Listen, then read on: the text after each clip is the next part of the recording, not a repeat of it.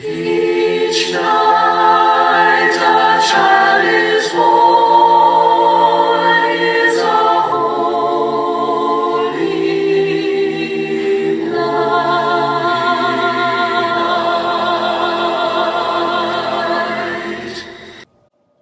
I'm Lissa Lander, and I am so lucky to be the Religious Education Assistant at the First Unitarian Church of Salt Lake City. And it's all thanks to our UU of the Week, Sophia Lyon Fahs. She reinvented religious education in the 1940s and is credited with creating a Unitarian Renaissance. Wonder what that is? Let's find out. Fahs was born in 1876 in China, where her parents served as Presbyterian missionaries, but they moved to America when she was 3 years old. She studied the Bible extensively with her missionary parents and also in Sunday school. She valued the lessons of the Bible, but as she studied both religion and education further in her life, she began to re-envision a new way to teach children about religion. Fahs earned many degrees, including a master's degree in teaching and a second bachelor's in divinity. After all of that education, she concluded that teaching Bible stories was important, but there was also so much more that was important to a child's religious development, including the direct experience of mystery and wonder. Does that sound familiar? She believed that religious education based solely on the Bible risked a loss of respect for the stories and contributed to what she called a cynical atheism when children grew old enough to form their own opinions about history and science. A long time ago, even in Unitarian churches, the children in Sunday school just memorized the Bible and listened to the stories. But Sophia Lyon Fahs changed the way UU children learned about religion, and she did it the way every good teacher does, by writing curriculum, which is a fancy word for the stuff we teach to kids. In the late 1930s, membership in the Unitarian Church was alarmingly low. One of the most common reasons people gave for leaving the church was frustration over how their children were being taught. Religious education, as it turns out, is really important, but we already knew that, didn't we? Sophia Lyon Fahs was hired by the Unitarian Association, as it was known at the time, because this was before they merged with the Universalists in 1961. So she was hired to edit a new curriculum for children. She was a religious scholar and a teacher, but at the time, she was not a Unitarian.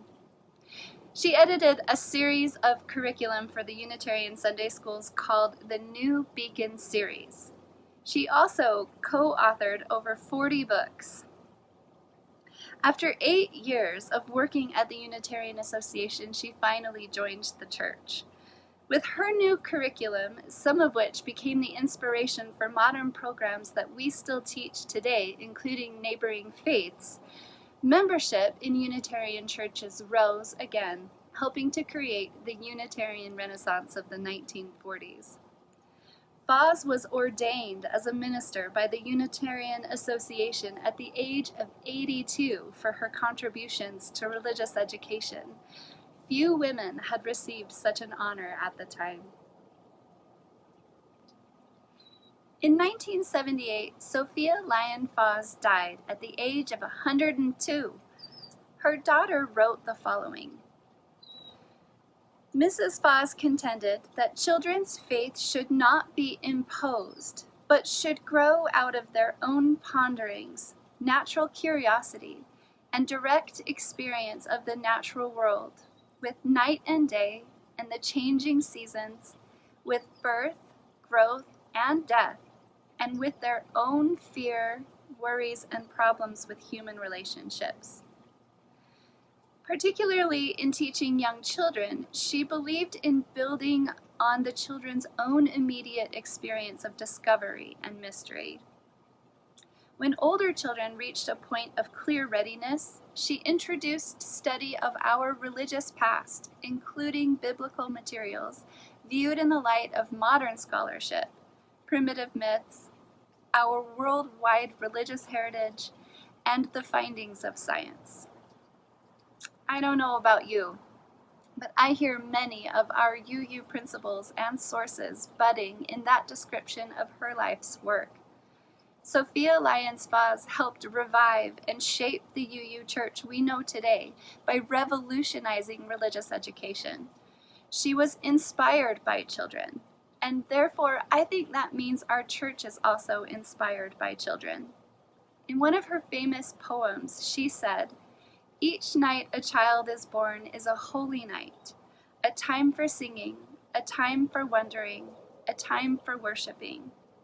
So RE kids, keep learning about your world and your faith and teaching your adults to see wonder again.